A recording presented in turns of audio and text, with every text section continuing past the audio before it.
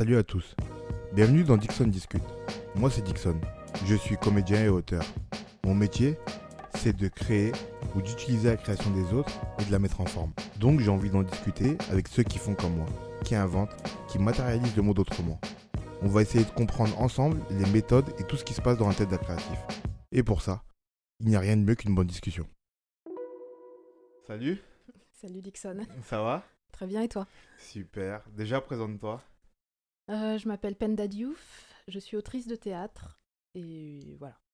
Ok, t'es autrice du coup? Ouais, Tu fais que ça? j'écris des pièces de théâtre, je fais que ça. Ok. Pour l'instant. Depuis 1 an et demi. Avant j'étais bibliothécaire. Ok, depuis 1 an et demi, tu fais que ça. Je fais que ça. Et depuis quand t'écris? J'ai écrit depuis l'âge de 18 ans. J'ai commencé à écrire... Non, je mens. J'ai commencé avant. J'avais 14-15 ans et j'écrivais beaucoup de poésie. Et vers 18 ans, j'ai commencé à écrire des dialogues. Et je me suis dit, ah, on dirait du théâtre. Et j'ai continué, j'ai tiré le fil et finalement, ça a donné une pièce et c'est comme ça que j'ai commencé à écrire du théâtre. Il y a un truc que. Parce que moi aussi j'écris du théâtre, tu le sais. Mais il y a un truc que j'aimerais bien qu'on creuse. C'est est-ce que tu penses qu'il y a besoin d'avoir une formation précise pour se mettre à écrire du théâtre? Parce que tu sais, le théâtre, c'est sacralisé en France. Du coup, les gens, ils ont une vision qui est hyper élitiste de l'écriture théâtrale. Et souvent, ils se demandent ouah, comment t'as fait pour écrire une pièce, comment on fait pour démarrer. Moi, je dis souvent aux gens qu'en vrai, c'est le plus facile que je vais écrire. Franchement, honnêtement, pour direct tout casser le mythe, c'est le truc le plus facile que je vais écrire. Mais du coup, est-ce que toi, tu peux parler de ton expérience qui t'a guidé vers l'écriture théâtrale? Hmm. Euh, Alors moi, je sais pas si c'est la chose la plus facile que j'ai eu à écrire ou pas. Mais, et pour répondre déjà à ta question, je crois pas qu'il faille forcément passer par une école, par une formation pour écrire du théâtre ou pour écrire quoi que ce soit d'ailleurs. Je dis pas non plus que c'est inné, mais je pense aussi qu'en se faisant confiance, en ayant quelques bases en termes de structure et surtout en faisant confiance en son intuition, je pense que c'est tout à fait jouable. Après, c'est vrai que c'est quand même intéressant d'avoir des formations, il y en a de plus en plus. Ça, c'est un truc qui se fait beaucoup, par exemple, aux États-Unis ou dans les pays anglophones, c'est d'avoir des formations pour apprendre l'écriture. Ça, c'est un truc qui se fait beaucoup là-bas. En France, beaucoup moins. On a l'impression que c'est inné et que l'auteur est... de fait, il sait écrire, etc. Mais on voit bien, par exemple, lorsqu'il y a, notamment dans les séries, l'écriture de séries, qu'il y a quand même un truc en termes de dramaturgie ou en termes de structure euh, bah, qui est ultra bien fait, quoi, et que toi, tout seul, des fois, c'est compliqué d'arriver à ce niveau-là de précision et de justesse et de tension aussi dramatique. Du coup, je pense que ça peut être intéressant de faire des stages, ou si on a la possibilité, par exemple, il y a cette formation là à Paris 8 à Saint-Denis, le master de création littéraire. S'il y a la possibilité de candidater à ce master, de le faire, s'il y a la possibilité d'entrer dans une autre école de théâtre et de dramaturgie, l'ENSAT ou l'école du Nord à Lille, pourquoi pas. Mais moi, je ne suis pas passée par une école et je suis contente aussi de ne pas être passée par une école parce que d'une certaine façon, je pense que ça peut formater aussi un peu. Bah moi, j'en avais assez tranché là-dessus. Voilà. Je pense que ça formate grave Mm. les écoles parce que c'est pas inné, mais en même temps, ça reste de l'art, Mhm. tu vois. Et puis quand tu mets trop de technique dans cet art, en tout cas, c'est sans âme. Pour moi, c'est Mhm. mon avis. Moi, je Euh, pense que c'est un équilibre. Quoi, c'est un équilibre des deux, c'est un c'est-à-dire équilibre. avoir à la fois une connaissance, on va dire théorique ou même pratique de la structure et de la façon dont fonctionne un texte de théâtre ou un récit en fait. Comment fonctionne un récit. Et à partir de là, l'idée c'est vraiment de venir avec soi, avec son intuition, son envie, ses obsessions, son art comme tu dis, et puis de mêler tout ça en fait. Mais Mais du coup, toi, t'as fait comment pour apprendre cet aspect technique, même un minima, qui est la structure? je lis beaucoup en fait. Tu lisais déjà la base. À l'époque, je lisais énormément et je crois que quand tu aimes lire, déjà, tu as une bonne partie. Si tu as envie d'écrire, tu as déjà une bonne partie de gagner parce que tu as l'habitude d'être confronté d'être confronté à ces récits, à ces types de narration, à une forme de dramaturgie. Et même si elle n'est pas conscientisée et théorisée, de façon un peu innée parce que tu l'as appréhendé plein de fois depuis petit, quoi. Quand on te lisait Le Petit Chaperon Rouge ou quand on te lisait Cendrillon, et puis au fur et à mesure que tu as grandi avec la Bibliothèque Rose, la Bibliothèque Verte et compagnie, eh ben, y a quelque chose qui s'est ancré, en fait, et que tu as juste à reproduire, entre guillemets. Donc, Mais du coup, tu lisais déjà du théâtre aussi? non, non, moi j'ai beaucoup lu beaucoup de romans, essentiellement des romans. Et après des essais, mais en tout cas en termes de narration, c'était surtout des romans. Et comment le théâtre est venu bah, le théâtre, pour moi, c'est du conflit et du dialogue, en fait. C'est ça. C'est du conflit et du dialogue. Et à part... ou du monologue, mais en tout cas, qui est une adresse, en tout cas. Et à partir de là, une fois que tu as ça, bah, le conflit, tu le trouves partout. Le conflit, tu le trouves en toi. Quand tu as un dilemme, quand tu as un conflit intérieur, quand il y a un truc qui te pince, quand il y a un truc qui te fait mal, quand il y a un truc qui te pique, ben, ça c'est du conflit. Après, tu as du conflit aussi avec les gens, de fait, au quotidien. Tu as des conflits d'idées, tu as des conflits d'opinion, tu as des conflits un peu plus graves, et c'est à partir de ça, de cette matière-là que tu puises. Parce que moi, je puise beaucoup en moi aussi quand j'écris. Je parle de moi, en fait, quand j'écris, je parle de mon expérience, de ce que j'ai vécu, quitte à m'en éloigner après, mais en tout cas, à la base, c'est vraiment moi et qui je suis et ce que je vis et mon environnement proche. Donc, Mais c'est là où je te dis que pour moi, c'était le truc le plus simple, d'un aspect technique, du moins. Parce que, en fait, quand j'ai découvert, pour expliquer un peu, tu vois, moi, quand on s'est connus, même, c'était ma première pièce que j'écrivais et j'avais jamais écrit avant de théâtre, ni même lu. Et quand j'ai décidé d'écrire du théâtre, j'ai juste été à la bibliothèque chercher des livres de théâtre pour voir la structure, ouais, voilà. pour voir comment s'agencent les actes, les didascalies et tout. Les didascalies pour les gens, c'est toutes les notes d'intention pour les comédiens et tout. Et, euh, et en fait, je me suis rendu compte que c'est juste des dialogues. C'est là où c'était facile pour moi, contrairement à un roman ou même un scénario où il y a des dialogues, mais c'est encore plus technique d'écrire un scénario poussé. Là, tu as juste à écrire des dialogues et à quelques moments, tu t'indiques au comédien, bah, là, faut que tu sois triste. Là, c'est ça, ils disent d'Ascalier, en gros, en gros. Et je me suis dit, ah ouais, c'est juste ça. Et du coup, j'ai écrit des lignes de dialogue comme ça. Je me suis dit, ah ouais. Mais après, j'avais l'idée, moi, déjà, dans ma tête. J'avais le récit que je voulais raconter. C'est là où je te rejoins par rapport au conflit et tout. J'avais les personnages bien en tête. J'avais le récit. J'avais toute la dramaturgie. Tout le drame et l'inquiétude que je voulais mettre, je l'avais déjà en tête. Mais je me suis juste dit, bah, c'est ça, en fait. Du coup, tel personnage, il parle à tel personnage. Et juste à écrire ce qu'ils se disent. Rien de plus. Contrairement à un roman. Par exemple, j'ai écrit une nouvelle pas longtemps après. C'était 10 fois plus dur. 10 fois plus dur. Rien que dans la répétition, rien que dans les explications, les détails que tu donnes, mais qui sont le récit lui-même, tu vois. Alors que là, t'as rien à donner comme détail. Tu vois, juste tu dis, Dixon discute avec Penda. Tu dis même pas Dixon discute avec Penda. Penda, nanana, Dixon, nanana. Scène 2, tu vois. Alors que quand j'écris ma nouvelle, ça va être Dixon assis sur son fauteuil. C'est une galère. Mais tu vas déprimer plein de gens, là, en fait. Non, Tous ah les ouais, auteurs bah de théâtre ouais. qui vont nous écouter, qui vont dire ah ouais, c'est simple. Ah, moi, je galère depuis 3 ans sur ma pièce. Mais non. Alors, excusez-moi, tout le monde, tous les auteurs, excusez-moi. Mais je parle à ceux qui veulent écrire. Écrivez, en fait. Oui, C'est ça que ça veut dire. oui. Écrivez. Et le théâtre, pour écrire, c'est un des trucs techniquement les plus simples. C'est ça que je veux dire.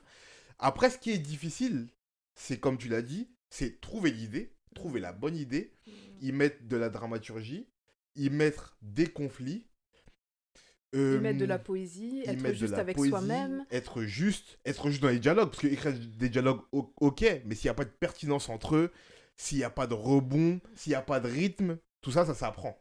Ça, c'est dur. Donc c'est pas si simple. C'est pas si simple.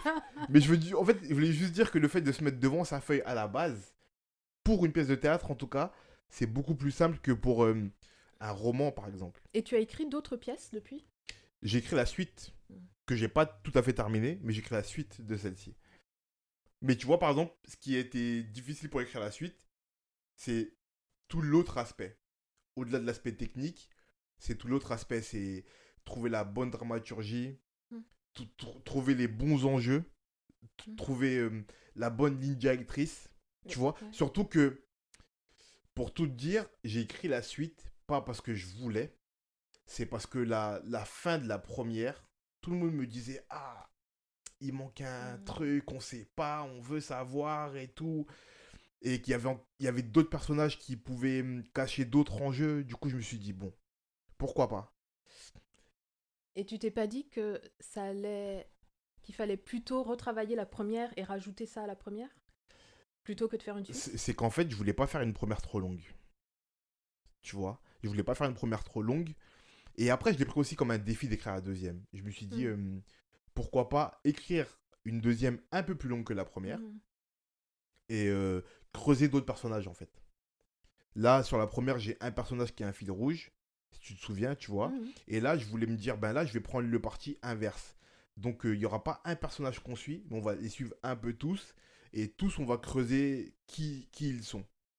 Du coup, c'était un autre exercice. Mais c'était plus dur, parce que du coup, plus de dramaturgie, plus de trucs à raconter. Et là, ça m'a pas sauvé que d'écrire des dialogues. Tu vois, pour quand même rétablir les choses et que c'est pas si facile. Oui, non, mais c'est vrai. Je te rejoins là-dessus, c'est que c'est un peu comme le saut en parachute. C'est-à-dire que le premier saut, on sait pas ce que c'est. Du coup, on y va sans trop de difficultés, mais c'est le deuxième saut qui est le plus Ah ouais. difficile. Et en fait, je trouve que dans l'écriture théâtrale, ça peut être ça également. C'est-à-dire que le premier texte, ben, on sait pas très bien. Quoi, en tout cas, quand tu... Moi, je venais pas du milieu, je connaissais personne qui faisait du théâtre, j'ai pas d'artiste dans ma famille, j'avais jamais lu de théâtre, et j'imagine que toi aussi, c'est à peu près pareil. Pareil, ouais. Bah, tu te lances un peu comme ça en te disant bon bah j'y vais à l'intuition. Alors après ça marche ou ça marche pas mais t'y vas voilà. Et une fois que ce premier pas il est fait et puis qu'on t'a fait des retours et que t'as dit ah oui en fait il faut que je sois attentif à ça et ça et ça et c'est aussi ça un texte de théâtre et que tu as toutes ces données là en tête, du coup le deuxième essai il est plus difficile je trouve. Mais c'est d'autant plus intéressant de, bah, d'aller au bout du challenge comme tu disais quoi. Et pour moi, ce qui était aussi très dur, c'est que je pense, généralement aussi, c'est très dur pour ça, pour tout le monde. Tu me diras si je me trompe ou pas, mais c'est très dur quand ton premier essai, il est plutôt pas mal, tu vois. Que tu t'es pas vraiment vautré. Mhm. Et que du coup, tu as beaucoup de bons retours. Mhm. Pas pour dire que j'ai écrit le meilleur texte de Mhm. théâtre de ma vie ou en général, mais j'ai eu de très bons retours. Mhm. Et c'est un texte que j'ai écrit il y a un petit moment maintenant, tu Mhm. vois. Et chaque fois que les gens le découvrent, pour les gens qui le découvrent aujourd'hui, j'ai toujours les mêmes retours. Mhm. Et j'y pense beaucoup trop quand j'écris la suite. Tu vois, je me mets une forme de pression intérieure. Moi qui suis pas sujet à la pression de façon générale ou au stress, tu vois. Là, je me mets une forme de pression intérieure en me disant, il faut que j'arrive à atteindre au moins ce niveau-là. Mhm. Mais je sais pas à quoi ça tient. Tu vois, c'est comme tu as dit, c'était un premier saut, peut-être. Presque, Mhm. j'ai sauté comme ça, tu vois. Mhm. Du coup, je sais pas à quoi ça tient. Et je cherche sans savoir ce qui s'est passé en vrai. Tu vois, et ça, c'est beaucoup plus dur. Tu vois. Et surtout que j'écris dans une écriture qui est très simple. Ça aussi, c'est un autre piège. Mais après, c'est très personnel, tu vois. Mais c'est un autre piège que quand tu écris. Quand c'est très technique ton écriture, que c'est plein de mots, plein de phrases alambiquées, que euh, tu es dans un style bien défini, tu as des moyens un peu de tromper les gens, tu vois, par le style, par la finesse de l'écriture et tout, nanana. Même si ton propos en lui-même, il n'est pas très profond, tout ce qui va l'habiller, Mhm. ça va pouvoir un peu tromper. Là, moi, si il n'y a pas de profondeur dans mon texte, ça vaut rien, Mais tu c'est de la vois. tromperie forcément pour toi? Le fait de Tromperie, travailler la langue et non, d'être... tromperie, c'est un peu fort. Je dis juste que ça peut aider. Ça peut aider à parfois euh, pas passer sous silence, mais ça peut aider parfois à avoir des moments de creux dans l'histoire. Tu vois, moi, c'est tellement simple ma langue, tu vois, ma Mhm. pièce, tu vois, que s'il n'y a pas de profondeur quasi à chaque instant, Mhm. c'est rien. Et je te dis ça parce que je le vois dans ma deuxième. Mhm. Tu vois, je vois des moments où il y a des creux et j'écris pour écrire et là, ça vaut tellement rien parce que même au niveau de la langue, c'est pas riche. Quand il y a de la richesse au niveau de la langue, on pourra au moins s'attarder sur ça et se dire, ok, il dit pas grand chose, mais il le dit bien. Mhm. Là, moi, je dis rien de bien. Je dis rien bien dans cette pièce-là, en tout cas, tu vois. Donc, si je le dis pas bien, il faut que ce soit profond tout le Mhm. temps. Et ça, c'est très dur. Mais est-ce que du coup, cette deuxième pièce, c'est aussi parce que d'autres t'ont dit « Ah, il faut la faire, il faut la faire, il faut la faire », et du coup, toi, t'as pas ressenti vraiment au fond de toi la nécessité de la C'est faire, ça et que du je coup, c'est disais. plus difficile. C'est ça que je disais au début, tu vois. C'est qu'au tout début, dans les premiers instants, tu vois, ce que je t'ai dit des enjeux les enjeux que j'ai trouvés après, ça veut dire faire un truc un peu plus long, creuser les autres personnages, c'est des trucs que je me suis trouvé après. Auxquels j'adhère, hein, mais que j'ai retrouvé après. C'est des raisons que j'ai trouvées après. Au tout début, les premiers instants pendant lesquels j'ai réfléchi à écrire la deuxième, c'était vraiment pour les gens. Mm. Tu vois. Vraiment parce que, à force d'entendre ce retour-là, parce que le seul retour concordant que j'entendais de la part de tout le monde, c'était putain, la fin elle est trop abrupte. Il faut que ça continue. Pourquoi ça continue pas? On aimerait savoir ça. Je me suis dit, bon, si tout le monde concorde vers ce point, c'est qu'il manque un truc. Après, je me suis dit, au début, j'y ai pensé, comme tu as dit au début, peut-être rajouter un bout, rajouter quelques pages, tu vois. Je me suis dit, ouais, mais non. S'il faut que je creuse cette histoire, parce qu'il y a un enjeu bien particulier à la fin, tu te rappelles, tu vois. Je me suis dit, ça peut pas se faire en quelques pages, tu vois. J'arriverai pas à condenser. Ça va aller trop vite. Du coup, il faut que j'écrive une deuxième. Et après, j'ai cherché d'autres raisons. Mais je pense que le début, ce qui fait que ça coince, ou que ça a coincé à un moment donné dans l'écriture, c'est ça. C'est qu'à la base, ça venait pas de moi. Tu vois, c'est qu'à la base, ça venait pas de moi. C'est aussi pour ça qu'en parallèle, j'ai commencé à écrire ma nouvelle, par exemple. Ça venait vraiment de moi. C'était un autre enjeu, un autre truc. Là, la langue était un peu plus enrichie. Là, c'était un autre exercice, tu vois. Mais c'est aussi là, tu vois, c'est là où j'ai une convergence des difficultés. C'est que je m'étais mis dans une pièce je m'étais mis dans une écriture d'une deuxième pièce qui était difficile à écrire parce que c'était pas vraiment mon idée. Et à côté de ça, je me mets dans une autre difficulté parce que je me lance dans l'écriture d'une nouvelle qui est même plus la même écriture que ce que je fais à la base, qui est tout nouveau pour moi. Et je vois les difficultés. Là, c'est pour ça que je te dis que c'est moins facile, tu vois. Je vois les difficultés de devoir détailler sans être ennuyant, de pas trop en faire, de devoir détailler dans ton style. C'est ça la difficulté aussi pour un auteur, je crois, tu vois, c'est trouver son style. Et quand tu changes de médium, c'est-à-dire soit trouver son style dans les différents médiums que tu utilises, soit savoir orienter ton style par rapport au médium. Et moi, j'étais parti d'une base qui était tellement simplissime dans mon style que écrire une nouvelle là-dedans, ça fonctionnait moins. C'était dur. C'était dur, tu vois. Après, j'ai trouvé le point d'entrée, tu vois. Mais ça m'arrive de perdre le chemin des fois. Tellement c'est dur, tu vois. Du coup, j'écris d'autres trucs à côté pour essayer de pallier à ça. Mais c'était dur par rapport à ça. Ah ouais, j'entends. Ouais. Mais ouais, je reviens juste à cette idée-là de... Et peut-être que c'était ce que j'aurais dû préciser au tout début, quand tu as posé la question de l'école ou pas. En fait, le plus important, peut-être, quand on écrit du théâtre ou autre chose, c'est la nécessité. C'est le besoin vital d'écrire, en fait, et de délivrer un message, ou de déposer quelque chose, ou de transmettre. Mais je crois que c'est ça, la priorité, qu'on passe dans une école ou pas, et que si on n'a pas ça, même si tu passes dans une école, effectivement, ça peut être un peu fade quand tu vas sortir. Mais si tu as ça, que tu passes dans une école ou pas, je pense que tu peux arriver à quelque chose.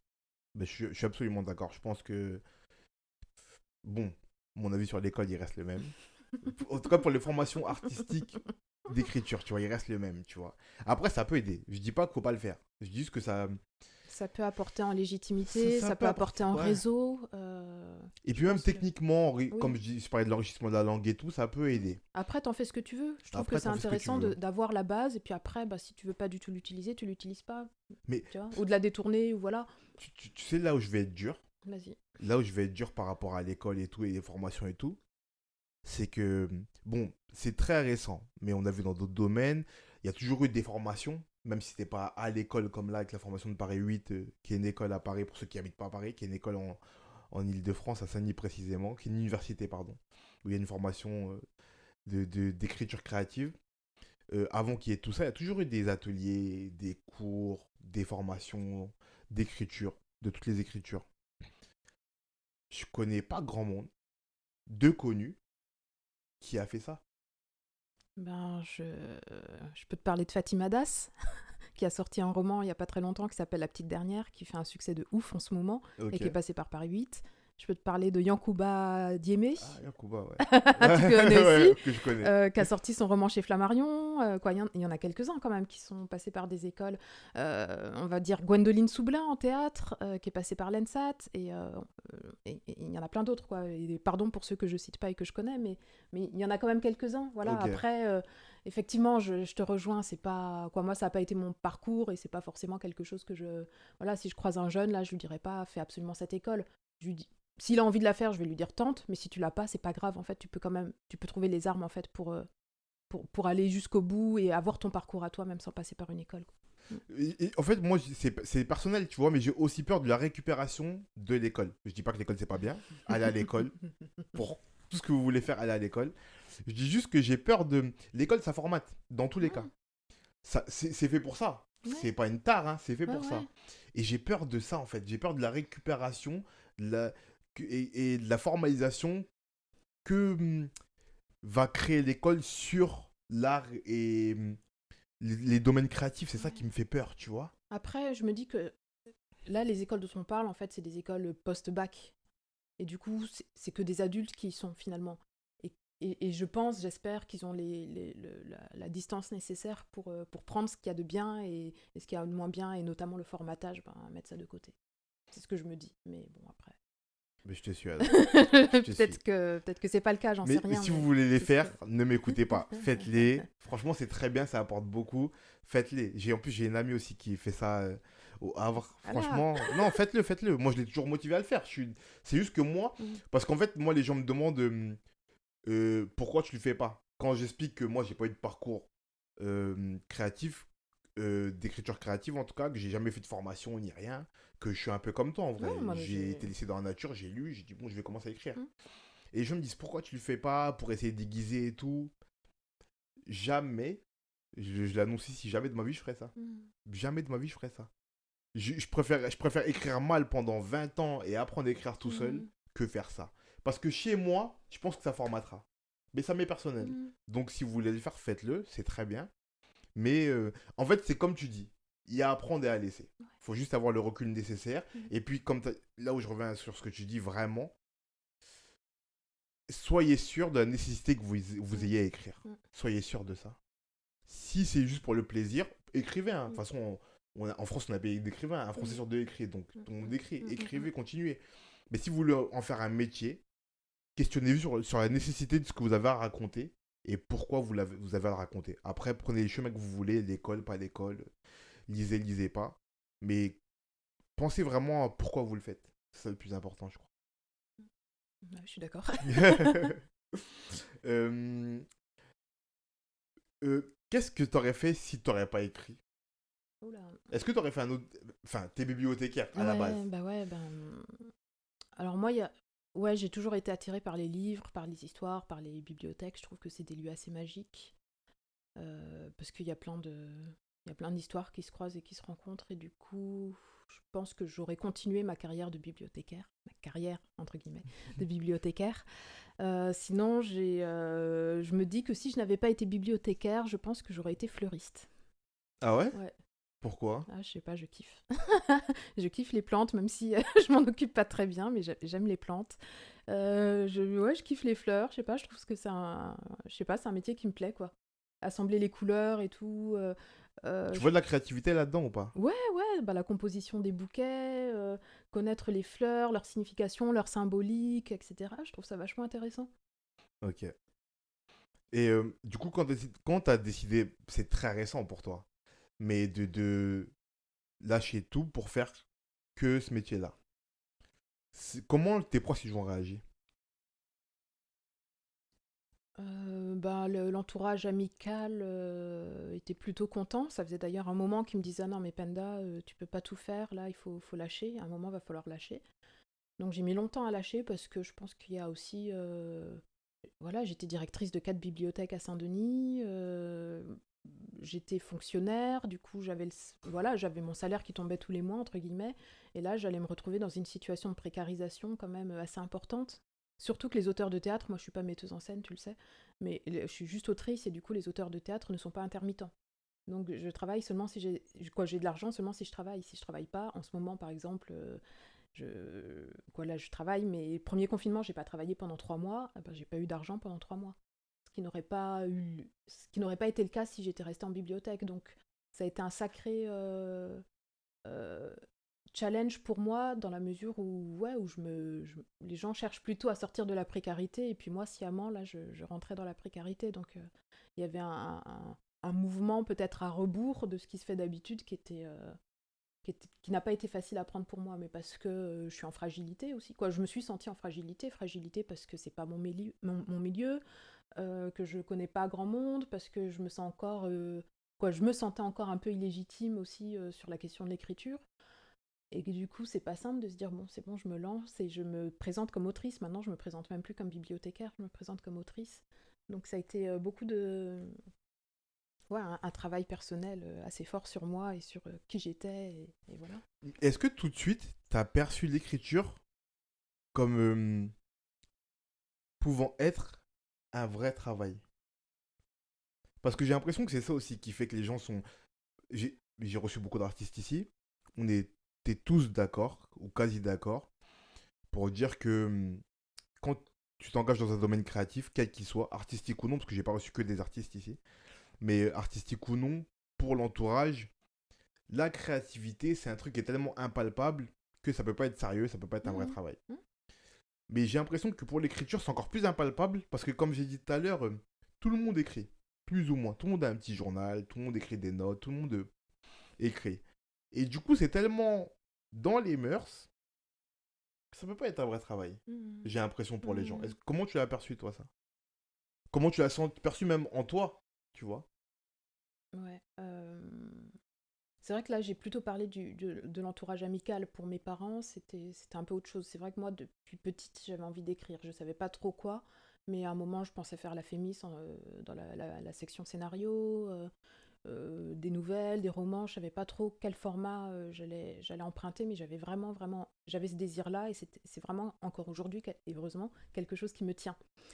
Mais avec mes parents, oui, ça a été plus compliqué. C'est aussi pour ça, je pense, que j'ai continué mes études. Et sinon, à 18 ans, j'allais arrêter et puis j'allais écrire, quoi. Mais j'ai continué mes études et puis j'ai bossé. Et à partir du moment où j'ai senti que professionnellement, j'allais pouvoir m'en sortir sans la bibliothèque, que j'ai sauté le pas et que j'ai arrêté la bibliothèque. Mais c'est vrai que ça a été toute une introspection et tout un travail sur moi, et encore aujourd'hui sur mes parents. Je pense qu'ils comprennent pas trop ce que je fais, quoi. J'écris des pièces, mais je pense que mon quotidien, en fait, ils savent pas ils comprennent pas trop ce que je fais. Ça ne peut pas être très clair pour eux. Mais c'est hyper dur, tu vois. Moi, j'ai déjà dit ici peut-être une fois ou deux, tu vois, que pour mon entourage, dans mon cas par exemple, quand je me suis mis à écrire et à tout quitter pour ça, c'est au moment où on s'est rencontrés, il y a 4 5 ans, j'ai tout arrêté, la fac, tout arrêté pour seulement écrire. Personne ne comprenait. Pour moi, c'était un vrai travail de tous les jours, même si tu n'es pas rémunéré et tout, c'était un vrai travail de Mm. tous les jours. Et mon entourage, comme s'il avait assemblé le puzzle le jour où il a vu des gens payer pour venir me voir jouer. Mm. Et du coup, il a tout rassemblé, tu Mm. vois. Même si l'écriture et le jeu, c'est pas pareil, Mm. mais ils se sont dit, ah, c'est deux domaines créatifs, Mm. ah, il y a de l'écriture dans le théâtre. Les gens viennent, payent pour venir le voir. Mm. Et comme je disais, j'ai déjà dit une fois ici, mais quand mon entourage, pas seulement est venu me voir, mais s'est retrouvé au milieu d'autres gens Mm. qui avaient payé pour venir me Mm. voir, Mm. ils ont dit, ah, en fait, c'est Mm. ça. Ah ouais, Donc, ouais. depuis 5 ans qu'il fait le saltabanque, en fait, c'est pour faire ça. Mm. Et là, ça vaut quelque chose, vu qu'on Mm. voit qu'il y a vraiment des gens qui, Mm. si les gens payent pour venir le voir, il va être payé, ok, c'est cool, on Mm. valide. Mais avant ça, c'est compliqué. Oui, oui. Là, ouais, ce que tu dis, en fait, c'est que c'est la question de la visibilité et de où est-ce qu'on voit ton travail et quand est-ce qu'on voit ton travail qui fait que les choses, le regard des gens, en fait, il Bah, évolue. dans les domaines créatifs, j'ai l'impression que c'est ça. Pour l'entourage. Pas tout le temps, mais beaucoup de Mhm. fois en tout cas. Ouais, ouais, mais c'est... Oui, oui, c'est à partir du moment où l'objet, il est montré et reconnu, entre guillemets, qu'il existe, même s'il existait en amont, qu'il existait dans ta tête, qu'il existait dans ton esprit, qu'il existait sur ta feuille ou ton ordinateur. Je pense que c'est à partir du moment vraiment où il a de la visibilité. Et puis en plus, le théâtre, c'est fait pour être incarné. Donc si ça reste sur la feuille blanche, ça n'a pas de sens. Quoi, c'est comme si tu n'avais pas... il y a quelque chose qui n'est pas terminé, en fait. C'est ça qui est intéressant dans le théâtre, c'est que c'est un art qui ne se termine pas avec l'écriture. Tu écris, mais c'est comme une partition de musique. La partition de musique, tant qu'elle n'est pas jouée par le musicien, Elle elle est n'existe vide pas. de sens, Ouais. elle n'existe pas. Et le théâtre, c'est la même chose. L'écriture théâtrale, c'est la même chose. Tu peux écrire, tu peux passer des journées, des années, des mois et des années à écrire. Tant que ton texte il n'est pas monté un jour au plateau, ben, c'est compliqué effectivement de se sentir légitime. Alors que tu as écrit, que tu as peut-être écrit un chef-d'œuvre, tu vois, mais à partir du moment où il n'est pas montré et qu'il n'est pas reconnu, la question de la reconnaissance par les pairs ou par d'autres, par des spectateurs, elle est importante dans ce sens-là. C'est que tant qu'il n'y a pas eu la possibilité d'une reconnaissance, c'est-à-dire après les gens aiment ou pas, c'est pas le propos, mais qu'il y ait la possibilité d'une reconnaissance par d'autres, c'est-à-dire que le texte, le projet soit monté, bah ouais, c'est sûr que c'est compliqué. Et est-ce que tu peux me parler de ce qui t'a le plus impressionné de ce que tu as lu? De ce que j'ai lu, Ouais. oula, je sais pas. En roman, en essai, en N'importe. théâtre, un truc qui m'a impressionné que j'ai lu. Même au tout début, dans tes Non, bah prémices ouais, je vais d'écriture. peut-être revenir à mes premières amours, j'en sais rien. Je parlais de Bibliothèque verte tout à l'heure, peut-être Jeanne Eyre de Charlotte Brontë. L'histoire de cette petite fille, en fait, qui se retrouve dans un orphelinat, sa meilleure amie meurt, je crois, du typhus, elle est très pauvre et finalement elle s'en sort, elle fait ses études, elle devient institutrice, il me semble, et elle se retrouve dans un château à enseigner la nièce de Monsieur Rochester dont elle tombe folle amoureuse. Et finalement, Monsieur Rochester tombe amoureux d'elle également. Quoi, c'est un peu l'histoire romantique de l'Angleterre du 18e. Mais, et on apprend entre-temps, le jour du mariage, en fait, on apprend que Monsieur Rochester est déjà marié et que sa femme, tu l'as lu ou pas? Non, je l'ai pas lu. Et que sa femme, en fait, est folle, vient des îles, donc elle serait noire a priori, et habite dans le grenier, je crois, du château. Et à partir de là, bah, elle s'en va et elle vit d'autres aventures, quoi. Mais ce livre, il m'a énormément marqué. Je me suis beaucoup, beaucoup, beaucoup projetée dans la figure de Jeanne Eyre parce qu'elle était seule, parce que pas d'argent, parce que pas trop de perspectives d'avenir, parce qu'un quotidien compliqué et difficile, voilà. Et je pense que en étant une petite fille noire à Dijon, avec peu de personnes noires dans mon entourage, etc., ben, c'était un peu compliqué pour moi également et que je me suis projetée dans cette figure-là, quoi. Voilà. Du coup, c'était impressionné mentalement, mais est-ce que ça t'a aussi impressionné techniquement? En termes de style, ouais, c'est clair que Charlotte Brontë, pour le coup, elle assure. Ouais, ouais, ça m'a impressionné. Après, il y a d'autres choses qui m'ont impressionné par la suite. Je pense à des autrices comme Audre Lorde, cette poétesse américaine, euh, afro-américaine, lesbienne, et qui a vécu à Berlin d'ailleurs pendant quelques années. Mais son écriture aussi, je la trouve ultra lumineuse et flamboyante en fait, et pleine de ressources pour toutes les femmes noires, et j'ai envie de dire même pour toutes les femmes. Donc ça m'impressionne, en fait. Les autrices, les auteurs ou les autrices, mais surtout les autrices, mais qui arrivent à impulser quelque chose en termes de force et de positivité et d'amour de soi. Comment tu fais ça avec le style, simplement? C'est une question hyper technique et qui Comment tu fais ça avec le style? Faire quoi? C'est-à-dire ah, donner ça? donner de la force et de la luminosité, comme tu dis.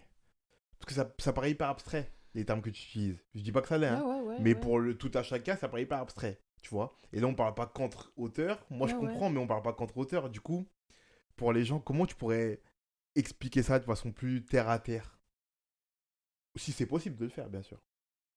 Non, bah ça va être par un discours qui peut être assez frontal, c'est-à-dire qui est assez accessible, hein, c'est pas... les gens qui me parlent en général, c'est des gens qui sont assez accessibles et qui peuvent parler à tout le monde. J'ai du mal avec le langage parfois trop académique, mais ça va être un style qui va être assez accessible, qui va être à la fois aussi frontal, qui sera peut-être aussi dans l'invective ou dans le jeu aussi également. Voilà. Il y a quelque chose aussi dans la question du témoignage ou du jeu de la personne qui s'inscrit dans son histoire, dans son environnement, en disant il m'est arrivé ça, ça et ça, qui me touche, et dans lequel je trouve on peut s'identifier assez facilement, et au-delà de ça, qui arrive à broder quelque chose autour de ce jeu. C'est-à-dire qu'on part de soi, de nous, de notre petite personne, et que finalement, ce jeu-là, il fait écho avec d'autres personnes, il fait écho avec d'autres histoires, avec d'autres sensibilités, et ça crée de l'universel. Et moi, c'est ce passage-là qui m'intéresse, du jeu du petit au plus grand, et du plus grand au plus petit. Est-ce que c'est plus clair? Pour moi, c'est plus clair en tout cas. Bah, Je j'espère comprends. que c'est clair pour tout le monde, mais dans le style, ouais, c'est ça. Moi, la question du jeu me plaît, et aussi la façon dont les choses, elles se tissent entre la grande histoire et la petite. Est-ce que du coup, ça veut dire que ces gens-là qui sont dans ce style-là sont aussi tes inspirations? Ceux que tu viens de me citer là, par exemple. Celles que tu viens de me citer. Oui, mais pas que. Ouais, c'est sûr que Audre Lorde, c'est une grande source d'inspiration. Toni Morrison, ça peut être une grande source d'inspiration également. Et elle a une écriture qui est qui est très complexe d'ailleurs. Souvent, moi, quand je lis ses bouquins, je suis obligée de revenir plusieurs fois parce qu'elle revient en arrière, et puis tu sais plus qui est qui dans les personnages. Mais en même temps, c'est une écriture qui est très riche et très dense, mais je trouve qu'il faut vraiment être en forme en fait pour aller au bout, et pour saisir toutes les subtilités de et le panel en fait de ses écrits.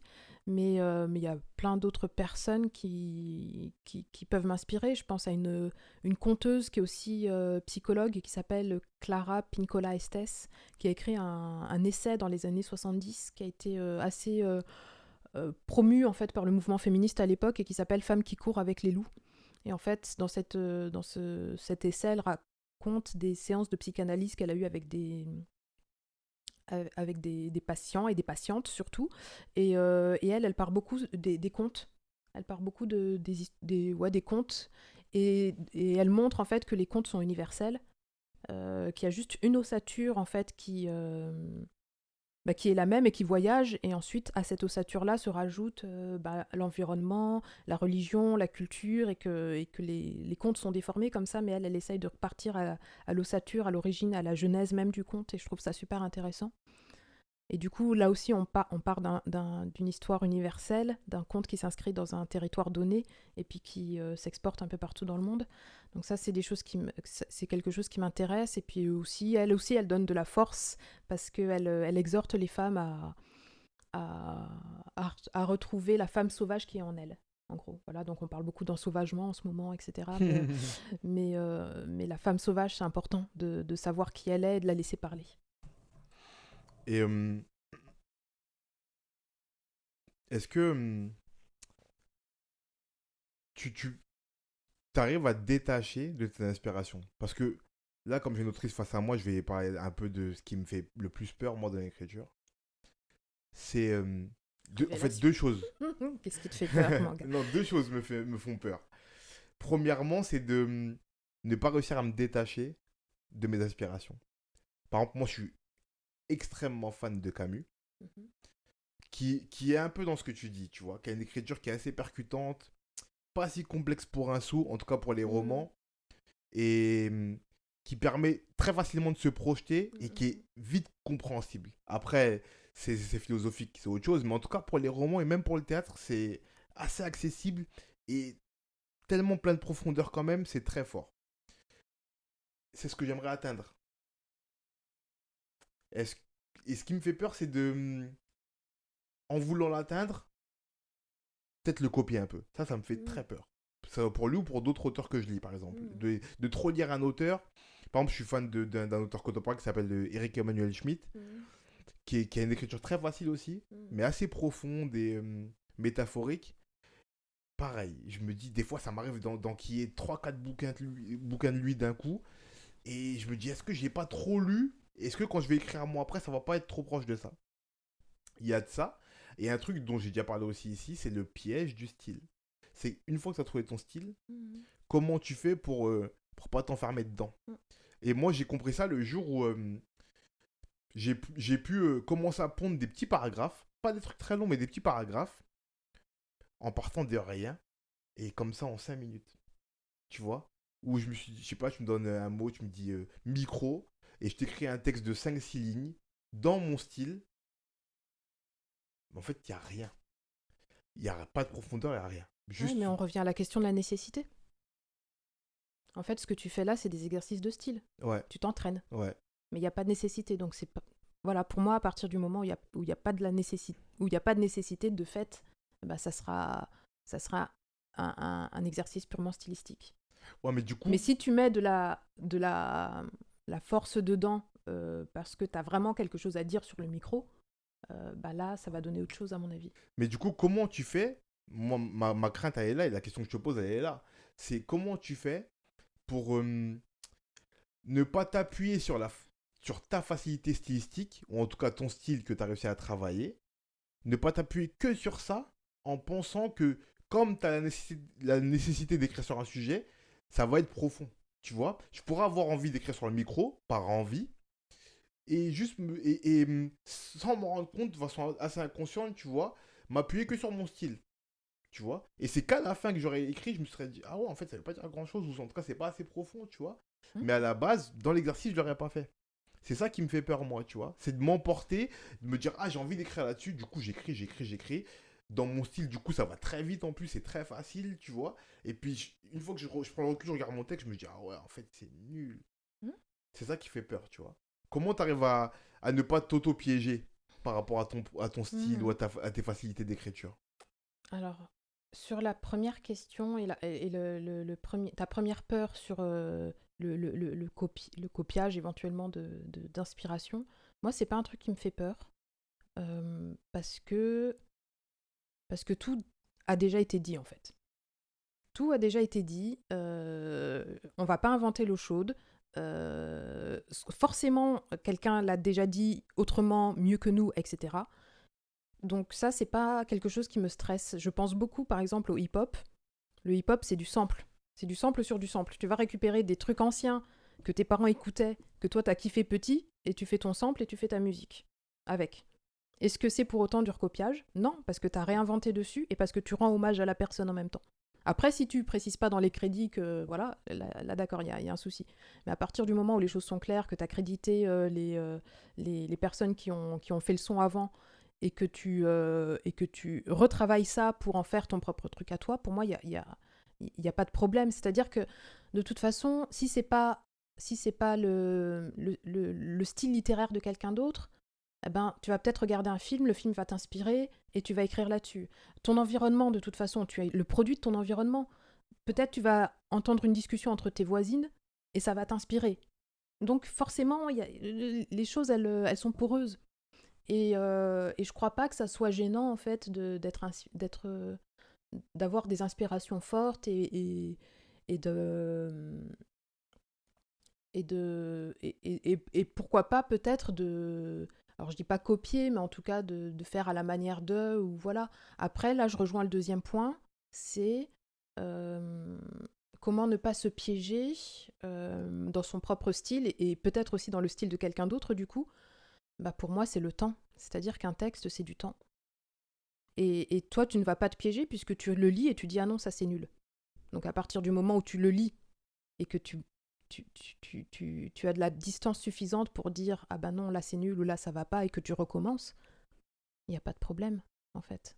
Parce qu'un texte, c'est pas hop, un jet et c'est fini. C'est du temps, c'est du retravail, c'est le laisser mûrir une nuit, 2 nuits, 3 nuits, 1 mois, 2 mois, revenir dessus. Et quand tu reviens dessus, il y a des choses qui te sautent aux yeux et tu dis, ah non, là ça va pas, ce mot-là, il est trop fort, celui-là, il est pas assez, celui-là, on l'entend pas, celui-là, la musicalité est pas belle, et tu reviens dessus. Mais quand au bout d'1 an, tu reviens sur ce texte, tu le lis, et le texte, eh ben, il coule, tu prends plaisir à le lire, tu prends plaisir à l'écrire, bah c'est bon, c'est que là, le texte, il est terminé. Mais qu'un texte, ça évolue, quoi. Donc je pense que tu sors de ce piège-là, peut-être en lui accordant du temps. Je comprends. J'ai une question à te poser, mais je vais d'abord revenir sur un truc et donner une petite anecdote. C'est que la personne qui m'a permis de comprendre la subtilité des mots, c'est toi. Parce que la première personne qui a critiqué mon texte, vraiment, c'est toi. C'est vrai en plus. C'est Ça comme me ça qu'on touche. c'est comme ça qu'on s'est rencontrés en vrai. C'est vrai, ouais. C'est C'est comme cool. ça qu'on s'est rencontrés, on se connaissait pas, je t'ai envoyé mon texte et tu m'as donné rendez-vous pour qu'on en parle. C'est comme ça qu'on s'est rencontrés. Mm. Et je me souviens, c'est ça qui m'a permis de comprendre la subtilité, la musicalité et que des fois il fallait peu Mm. pour les textes. C'est pour ça que Mm. je rebondis sur ce que tu dis Mm. là. C'est quand, je sais pas si tu te souviens, mais on va pas essayer de spolier ma pièce, mais il y a un personnage dont on comprenait pas entièrement la nécessité Mm. dans mon texte. Tu te souviens ou Mm. pas? Un personnage féminin. Mm. Et tu m'as dit, ça tient à pas grand chose, mais rajoute un truc pour qu'on comprenne Mm. pourquoi c'est important qu'elle soit Mm. là. Sinon, Mm. on peut l'enlever. Mais oui. Et je me rappelle, je crois avoir rajouté honnêtement 2 phrases à 2 endroits du texte. Et tu m'as dit juste ça, ça suffit. Mm. Et ça m'a permis de comprendre. Parfois, c'est pas beaucoup. Mm. C'est juste le tempo que tu vas amener à ce moment-là, Mm. la, l'importance que tu vas donner aux mots à ce moment-là, même si c'est très peu de mots, ça peut tout changer la vision du texte et du personnage. Et du coup, ça m'a beaucoup apporté dans mon écriture, ça, après. Bon, bah, c'est cool. Merci. Ça me touche. Mais c'est vrai, c'est vrai, c'est vrai. Merci. Et pour rebondir sur ce que tu disais avant, du coup, euh, comme tu me parlais du fait qu'un texte, ça prend du temps et qu'il faut revenir là-dessus et tout, toi, c'est quoi ton rapport à l'autocritique, du coup? Ah, moi, je suis mon pire, je suis mon pire critique, vraiment. Je me laisse rien passer, mais je suis ultra exigeante envers les gens, mais envers moi-même aussi, vraiment beaucoup. Du coup, je me laisse rien passer et le texte, tant qu'il est pas parfait à mes yeux, bon, je vais le faire lire, hein, j'ai pas trop de difficulté avec ça, mais en tout cas, je vais le retravailler tant que je sens il y a des choses qui me résistent, en fait, je vais y aller, quoi. Mais et comment tu sais que ça y est, c'est terminé ou que tu peux l'envoyer, tu peux le montrer? Alors ça, c'est une alchimie qui est particulière et qui peut être un peu mystique par moment, hein. C'est marrant, j'en parlais avec une copine dans la semaine, mais quoi, je lui écrivais ça dans la semaine, mais il y a quelque chose de très mystique. En fait, je me suis fait tatouer, là, il n'y a pas très longtemps. Je vais vous raconter l'anecdote. Je me suis fait tatouer. Et en fait, c'est une ours avec son petit. Et en fait, ça représente ma première pièce éditée qui s'appelle La Grande Ours. Et en fait, j'ai fait le tatouage à Berlin, chez un tatoueur qui s'appelle Moganji et qui est absolument incroyable. Et qui fait des traits ultra fins et qui fait que des animaux. Et en fait, quand il m'a tatoué, à un moment, il a fermé les yeux et il m'a dit ça y est, je crois que c'est parfait. Le dessin, il est rempli parfaitement et c'est exactement ce que. Je crois que l'encre est passée partout, exactement partout, et je crois que le dessin est rempli et je crois qu'on est arrivé au bout là, c'est parfait. Et il a dit je sais pas comment je sens ça, mais je le sens. Et quand il m'a dit ça, ça m'a vraiment fait penser à l'écriture et à moi, ma façon d'appréhender les textes et de savoir quand est-ce que c'était terminé. Et effectivement, je pense qu'il y a à la fois de l'intuition, il y a à la fois de la connaissance et de la confiance en soi qui permettent de se dire, ben là, je crois que c'est fini. Parce qu'en fait, on a une telle connaissance de son texte, de ses mots, de la musicalité, de l'endroit où on veut aller, que même en fermant les yeux et juste en écoutant comme ça, on peut savoir que, ah non, là c'est trop long, non, ce mot-là il est de trop, ce mot-là, là, il y a quelque chose vraiment de très intuitif en fait là-dedans. Et, et un peu magique hein, aussi. Hein, et moi je fais confiance à ça, et à partir du moment où j'ai ça et que tout est fluide à la lecture, je me dis c'est bon, je suis arrivée au bout. Et là je mets le point final. C'est drôle que tu parles de la musicalité parce que il y a pas très longtemps, pareil, je donnais des conseils à un ami qui se met à écrire et je lui disais la musicalité c'est important. Et naturellement, je crois il m'a répondu un truc du style ouais, mais c'est pas de la musique. J'ai dit ouais, mais c'est notre musicalité. Mais que tu vas apprendre en écrivant. Tu vas l'entendre à force. Et je lui faisais dire un bout de texte à moi et je lui disais t'entends là la musique de mon texte, c'est pas une musicalité de rime, c'est notre musicalité. Et c'est un truc qui tient à rien. À une virgule, à un mot, à un synonyme qui va être plus court que le mot d'avant pour garder le sens, mais changer le tempo de la phrase. Et ce truc-là, j'y fais beaucoup référence quand je parle aux gens de ça, mais je sais que c'est pas palpable pour la plupart des gens qui écrivent pas. Mais la musicalité dans les textes, pour moi, c'est un des trucs principaux. Et j'ai appris ça en travaillant, hein, bien sûr. Mais, et c'est pas la musicalité comme on l'entend, soit au sens poétique, soit au sens musical d'auteur de textes de chansons, mais c'est un truc, comme tu as dit, qui est de l'ordre de la magie, une musique intérieure, comme une musique intérieure en fait qu'on entend. Et, et j'ai compris que moi c'était important chez moi, quand j'ai commencé à l'entendre un peu partout. Moi, je suis un peu comme un tu sais, les geeks des maths qui voient des chiffres sur les murs, tu vois. Moi, j'entends les mots résonner partout. Et du coup, ça m'arrive des fois, je parle avec des potes, ils me disent une phrase, mais qui veut rien dire, hein, qui est balourde. Et je me dis, waouh, je sais pas comment elle fait pour trouver cette phrase-là comme ça. Mhm, Parce qu'en fait, comment elle sonne, comment elle mhm, résonne là, mhm, mhm, ça marche comme une rime en musique. mhm. Pourtant, c'est rien de spécial. Et c'est là que j'ai compris vraiment que c'était ça. Mais du coup, je vais te poser une autre question qui était. Euh, en fait, il y a une question que je pose souvent, qui est comment tu fais face au manque de créativité. Mais toi, j'ai pas envie de te la poser comme ça. J'ai envie de savoir comment tu fais face au, au fait de pas trouver ce qui manque à un texte qui est déjà créé. Tu vois, dans le sens où quand t'as pondu ton texte, et comme tu dis, tu laisses reposer un jour, 2 jours, une semaine, 2 semaines, et que tu reviens dessus, tu sens que la musique, elle est pas bonne, qu'il manque une note, qu'il manque un mot, qu'il manque quelque chose, mais que t'arrives pas à trouver quoi, ou que t'arrives pas à placer le truc. Comment tu fais face à ça? Est-ce que ça, c'est pas pire, du coup, que... C'est la question que je te pose, hein. Est-ce que ça, c'est pas pire que pas pouvoir créer du tout? Enfin, écrire du tout. Manquer d'inspiration, tu vois? Est-ce qu'il y a pas... C'est pas plus frustrant de se dire j'arrive pas à finaliser mon texte que j'arrive pas à démarrer un texte. Hmm, je sais pas. Je sais pas ce qui est. Je pourrais pas dire en fait ce qui est plus frustrant de l'un ou de l'autre. En revanche, si vraiment je sens que je suis bloquée par rapport à mon texte, je fais lire. C'est-à-dire qu'il y a.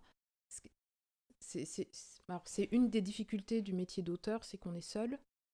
Mais ce à quoi je peux encourager ceux qui écrivent et qui se sentent seuls, c'est de s'entourer. Et de s'entourer de gens qui ont un regard sur les textes et qui ont un regard bienveillant aussi, qui pourront faire des retours qui seront constructifs, sans pour autant tout mettre à la poubelle. Et ces retours-là, des fois, ça peut aider à débloquer, je pense. S'entourer Euh, que de gens qui sont créatifs ou pas besoin. Pas Pas- forcément. Quoi, moi, en tout cas, pas, je fais pas lire qu'à des créatifs. Ça marche aussi leur retour. Ouais, Parce qu'on pourrait se poser la question de, par exemple, tu t'écris du théâtre, tu fais lire un mec qui a jamais lu de théâtre. bah justement, raison de plus, si le mec ou la meuf qui a jamais lu de théâtre, elle lit le texte et elle kiffe, bah c'est que, en tout cas, ça a atteint un objectif, quoi. Donc pour ça, oui, après, ça répondra pas forcément précisément à moi, mon questionnement, mais en tout cas, il y aura un but qui aura été atteint, c'est que le texte, il parle à tout le monde et pas qu'à des théâtreux. Et déjà, ça, c'est bien. Ah ouais. Et après, ouais, non, moi, le conseil que je me donnerais ou que je donnerais à d'autres, ça serait si j'ai laissé cette temporalité-là et que pour l'instant le texte ne me délivre rien et ne... En général, c'est comme ça que ça vient. C'est-à-dire, j'attends et au bout d'un moment, ça me saute aux yeux. Mais si vraiment ça ne me saute pas aux yeux à ce moment-là, je fais lire à d'autres. Je leur dis, bah voilà, là, je suis coincée, qu'est-ce que t'en penses? Et souvent aussi par le biais d'autres regards, parce que des fois on est trop proche du texte, il y a besoin de souffler, et par d'autres regards, en fait, ça peut permettre de décoincer quelque chose, et des fois, comme tu disais tout à l'heure, c'est des petits trucs, mais qui permettent qu'il y ait de la respiration, ou de dénouer les nœuds, en tout cas, ouais. Et du coup, là, je vais finir par te poser la question. Comment tu fais face quand il n'y a rien qui vient tout court? Quand tu as une idée, parce que comme tu dis, toi, tu écris beaucoup de choses qui partent de toi. Donc les idées, elles sont là sûrement, tu vois, elles sont présentes. Mais comment tu fais quand tu trouves pas le Bah, j'écris pas. démarrage? J'écris pas. Et c'est pas frustrant? Non. Non, parce que l'idée, elle est là, je sais qu'elle va rester. Si c'est une idée vraiment nécessaire, on revient à Ouais, la bien sûr, bien nécessité. sûr. Mais si c'est une idée nécessaire vraiment, je sais qu'elle va rester. C'est parce que c'est une idée importante qui fait écho pour plein de raisons, etc. Donc j'attends. Après, je peux avoir des petites techniques, hein, du genre l'écriture automatique. Je ne sais pas si vous pratiquez ça, mais vous, par exemple, vous devez écrire sur voilà, un micro. Voilà, vous devez écrire sur le micro, mais vous ne savez pas du tout par où commencer. Et du coup, vous vous laissez un laps de temps très très court, on va dire 2 minutes, et sur une feuille blanche ou sur votre ordinateur, vous tapez ou vous écrivez tout ce à quoi vous fait penser le micro. Voilà, en 2 minutes. Et du coup, en 2 minutes, on n'a pas le temps de se juger ou d'être dans l'autocritique de soi, etc. On est obligé de se lancer parce qu'on est obligé d'écrire un truc. Donc 2 minutes, on écrit un truc et après on relit. Et après, on voit ce qu'on a lu sur le micro. Est-ce que c'est la technique? Est-ce que c'est la sonorité? Est-ce que c'est l'esthétique du micro? Est-ce que c'est le son? Est-ce que, voilà, de quoi on a parlé? Et à partir de là, on peut tirer des fils. Et puis commencer à lancer quelque chose. Ça peut être une technique, par exemple. Tu viens de donner l'explication la plus fluide et simple possible de l'écriture automatique. Parce que comment les gens en parlent, ça paraît, même pour moi qui suis auteur, hein, je te le dis, ça paraît être un truc hyper mystique. Genre ferme les yeux, écris, laisse le stylo te guider. Ça veut strictement rien dire. Là, j'ai eu peur en plus. Je me suis dit, voilà, se lance là-dedans.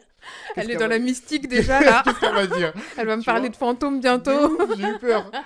Alors, c'était hyper clair. En fait, c'est juste écrivez simplement ce qui vous fait penser le sujet que vous voulez traiter et après revenez là-dessus. C'est très clair, Oui, très simple. tout ce qui vous passe par la tête, vous prenez un temps chronométré assez court parce que si c'est 10 minutes, on a le temps de se dire ah non, mais c'est quoi? Qu'est-ce que je mange ce midi? J'ai pas fait les courses et tout. Donc 2 minutes, vraiment top chrono. Vous mettez votre chronomètre, comme ça sonne à la fin, le réveil il sonne. Et 2 minutes, vous écrivez tout ce qui vous traverse par rapport au micro. Ta, ta, ta, ta, ta, ta, ta, ta, ta. Et à partir de là, eh ben, vous avez des pistes déjà, vous avez des éléments. Et à partir de ces éléments, vous voyez ceux qui vous parlent le plus, ceux qui vous paraissent le plus intéressants à creuser, et c'est parti. D'accord. Bah, merci beaucoup pour cette explication. Vraiment, là, tu m'as même rendu service à moi. Ah, Vraiment. voilà. Et toi, ton rapport à l'écriture, est-ce qu'il est douloureux ou il est heureux? Dans le sens, j'entends là-dedans, est-ce que c'est dur parfois de se mettre au travail ou c'est dur de creuser à l'intérieur de soi pour écrire? Ou est-ce que non, c'est toujours un moment de bonheur et puis c'est un kiff et quand c'est plus un kiff, on arrête? Ah, c'est un mélange des deux. Ça dépend de quel moment on est dans l'écriture aussi, quand on est au début, quand on est à la fin, et puis ça dépend aussi de ce qu'on vit actuellement et de si c'est une commande ou pas, parce que des fois, quand c'est des commandes d'écriture avec un délai bien déterminé, ben à la fin, on peut être un peu stressé parce qu'il faut répondre à la commande, parce qu'on ne sait pas si ça va plaire ou pas, parce que il y a un délai et on espère finir dans les délais, donc il y a plein de, de, de considérations qui rentrent en jeu. Mais moi, dans l'ensemble, je suis pas du tout... Il y a un stéréotype un peu de l'artiste torturé qui est là, comme ça, oui, mon texte, j'y arriverai pas, c'est trop dur, J'en peux etc. plus de ces La stéréotypes. main comme ça, là. Bah non, moi, c'est pas du tout ça. Moi, j'ai plutôt un truc assez vivant, en fait, un lien assez vivant à l'écriture, et du coup, peut-être assez plus du côté de la vie et de la joie. Après, il y a des moments où ça peut être un peu plus difficile, mais en tout cas, ce que je remarque, c'est que lorsque je suis contente de moi, de ce que j'ai pu écrire, physiquement, je le sens. C'est-à-dire qu'il y a une sorte... c'est comme quand on a fait une course, quand on a couru, quand on a fait du sport, on est bien. Et voilà, il y a de l'endorphine. Eh ben, quand j'écris un texte et que je suis plutôt contente de ce que j'ai fait, l'endorphine agit également. D'accord. Et dans quel cadre tu t'écris, toi? T'écris chez toi, dans un café, t'as un bureau, Ah. t'écris la nuit, le jour? Non, j'écris chez moi, j'ai ma chambre et j'ai un bureau dans ma chambre, donc j'écris souvent là. J'écris pas très souvent à l'extérieur, j'écris souvent chez moi parce que j'aime bien aussi, en fait, j'ai une écriture qui est très physique également. Souvent, alors pareil, souvent on a l'image de l'auteur ou de l'autrice qui est assise, qui se tourmente, qui s'inquiète, le texte je n'y arrive pas, qui se tire les cheveux. Mais moi c'est pas du tout ça. Moi je suis souvent debout quand j'écris, j'ai la musique à fond parce que j'écris en musique également. Des fois je peux danser pendant que j'écris. J'ai une écriture qui est très très physique et je me mets aussi des fois à la place des personnages, donc je vais lire leurs répliques à voix haute et je vais répondre à voix haute, donc je pense que de l'extérieur ça doit être assez troublant et on doit se demander si je suis folle ou pas, mais c'est pour ça que je peux pas faire ça à l'extérieur, donc je fais ça chez moi toute seule dans ma chambre. Voilà, et plutôt la nuit parce que la nuit c'est le temps de... C'est un autre temps parce que justement, c'est calme, il n'y a pas de bruit, il n'y a pas de pollution extérieure, on est moins sollicité, c'est plus facile de se concentrer sur son projet. Ouais, je suis d'accord. Je suis d'accord. Mais tu crois que tous les auteurs sont un peu des oiseaux de nuit, hein, j'ai l'impression. Ah. J'ai l'impression. Bah, je pense qu'il se passe quelque chose de particulier la nuit aussi, quoi. Tout ça pour cette temporalité-là, et puis tout ce que la nuit, elle inspire et elle insuffle aussi de mystère. Je vois. Des mystiques, aussi. un petit peu. Et est-ce que tu crois que écrire pour toi, c'est vraiment primordial? Oui. Tu penses que jamais tu pourras arrêter d'écrire? Ou un jour, tu pourras arrêter d'écrire plutôt? Non, j'écrirai toujours, que ça soit reconnu ou pas, édité ou pas. C'est ce que je disais tout à l'heure en début d'entretien, c'est vraiment l'écriture qui me tient. Il y a des gens qui sont tenus par d'autres choses, moi c'est l'écriture, donc je continuerai. Tant que je pourrai continuer à écrire, je continuerai. C'est quoi continuer à écrire? C'est continuer à poser mes idées et à essayer de les agencer au mieux possible pour qu'elles soient le plus justes avec moi-même et raconter des histoires. Moi j'aime ça, Du coup, raconter des histoires. c'est plutôt mental en fait. C'est continuer à avoir les capacités, même pas mentales, mais psychologiques d'écrire en fait. Hmm. C'est ça, plus Hmm. qu'autre chose. Hmm. Parce qu'on pourrait entendre de. Moi, quand j'entends continuer, c'est continuer parce que peut-être on m'a coupé les mains, tu vois, Hmm. simplement. Continuer parce que mentalement ça va pas. Enfin, il y a plein de manières de voir le fait de continuer ou pas à créer. C'est pour ça que je te pose la question comme ça. Hmm. Euh, et est-ce que tu peux nommer la création dont tu es la plus fière, si tu en as une? En fait, je pense que tout ce que j'écris, la dernière pièce que j'écris est toujours celle dont je suis la plus fière et la plus, voilà, jusqu'à la suivante qui va la remplacer, etc. Mais là, j'ai quand même envie de dire ma pièce piste, euh, parce qu'au départ, c'était une commande d'écriture et que finalement, la commande est devenue une pièce longue. C'était une commande d'écriture de 10 minutes. Après, c'est devenu une pièce longue. Que je fais pas mal d'interventions dans des établissements scolaires, notamment en ce moment, et que je fais des lectures de ce texte à des jeunes et qu'il y a des retours ultra positifs et qu'on en discute après, qu'on écrit aussi autour de ça après. Parce que ça m'a permis de voyager, cette pièce. Je fais des lectures en français et en allemand de cette pièce. Elle a été créée au Burkina Faso, à Ouagadougou.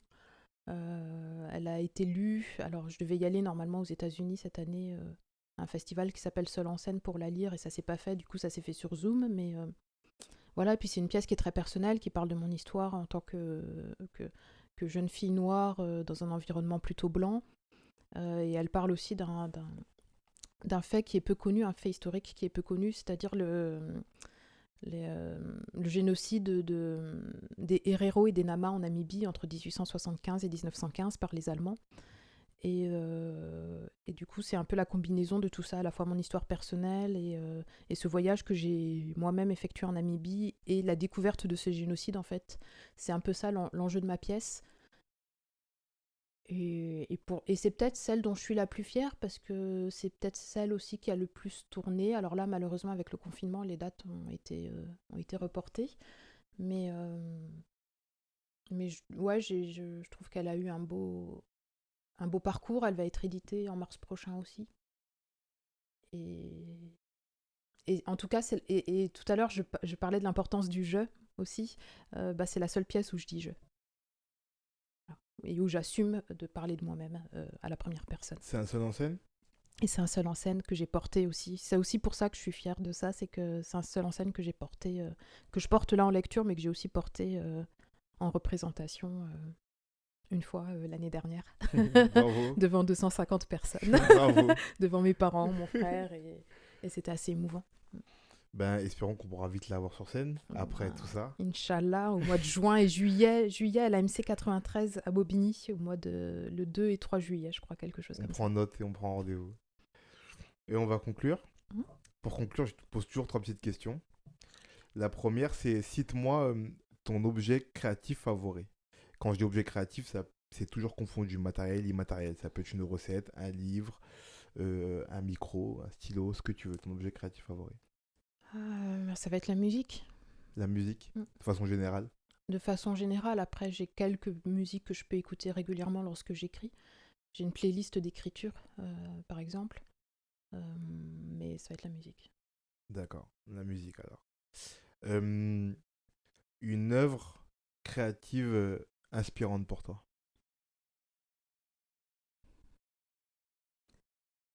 Les peintures de Basquiat. Des peintures de Basquiat. Mm. Très bien.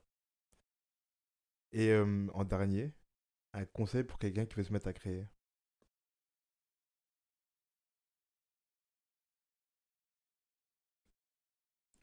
De se faire confiance et d'y aller. C'est tout. Faites-vous confiance et allez-y. Mm. On va retenir ça. Merci beaucoup, Penda. Merci Dixon. De rien. On va suivre de près les représentations de pistes. Merci. Pas rater. Je vais mettre dans la bio le lien vers ton Instagram pour qu'on suive un peu tes actualités, ce que tu fais. Super, merci. De rien. À la prochaine. À la prochaine, merci beaucoup. Merci rien. Dixon, c'était Salut. super.